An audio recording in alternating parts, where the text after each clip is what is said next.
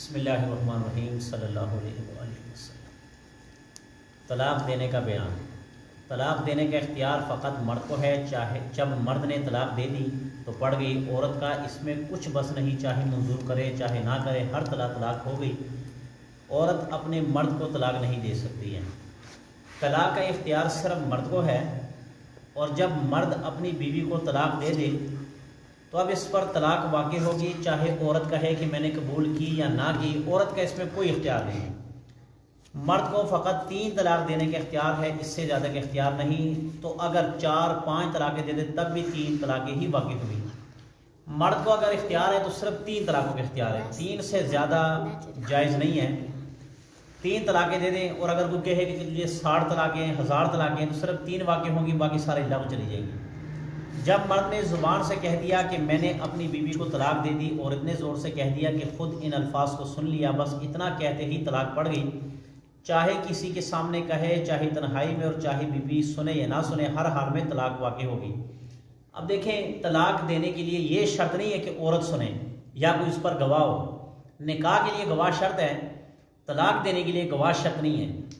اگر کوئی مرد صرف اتنا زبان سے کہہ دے کہ میں اپنی بیوی کو میں نے طلاق دے دی، میری طرف سے وہ فارغ ہے، اس کے پاس اس وقت کوئی بھی نہیں ہے، نہ مرد ہے نہ عورت ہے نہ بچہ بڑا، کوئی بھی گواہ نہیں ہے، صرف اس کے کانوں نے سن لیا، جیسے ہی اس کے کانوں نے سن لیا تو اس کی بیوی پر طلاق واقع ہو جائے گی، اب وہ بیوی اس کی بیوی نہیں رہے گی۔ طلاق 3 قسم کی ہے۔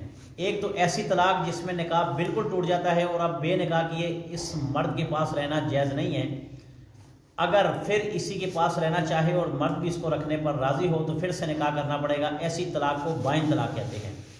یعنی کہ طلاق کی 3 قسمیں۔ پہلی طلاق ہے طلاق بائن، یعنی کہ جب تک دوسرا نکاح نہیں کرے گا تب تک بیوی اس کے لیے حلال نہیں ہے، اس کو طلاق بائن کہتے ہیں۔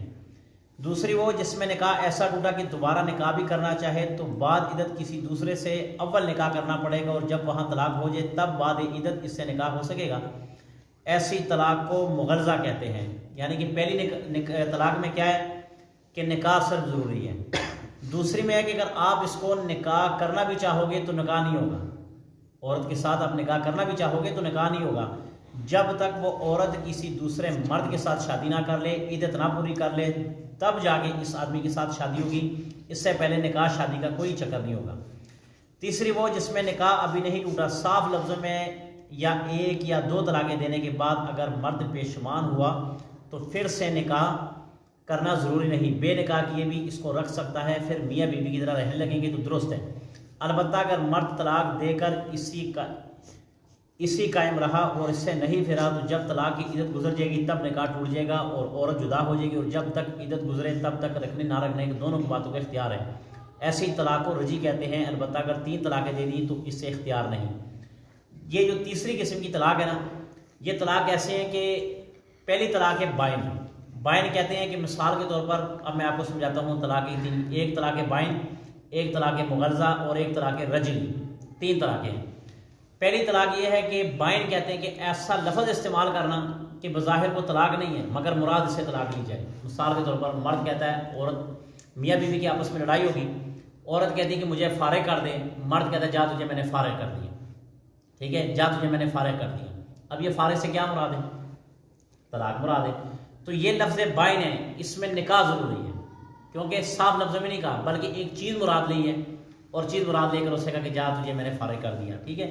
اس کو طلاق بائن کہتے ہیں، اس میں نکاح ضروری ہے، جب تک نکاح نہیں ہوگا تب تک شادی اس آدمی کے لیے جائز نہیں، اس عورت کو رکھنا۔ دوسری قسم ہے مغلظہ۔ مغلظہ کہتے ہیں کہ طلاق طلاق طلاق، 3 طلاقیں دے دی، ختم کر دی۔ جب طلاق دے دی اب اس صورت میں اس کے لیے نکاح بھی جائز نہیں ہے جب تک یہ دوسرے مرد کے ساتھ جا کر نکاح نہ کر لے، عدت نہ گزار لے، عدت گزارنے کے بعد پھر اس کے ساتھ شادی ہوگی، اس سے پہلے شادی نہیں ہے۔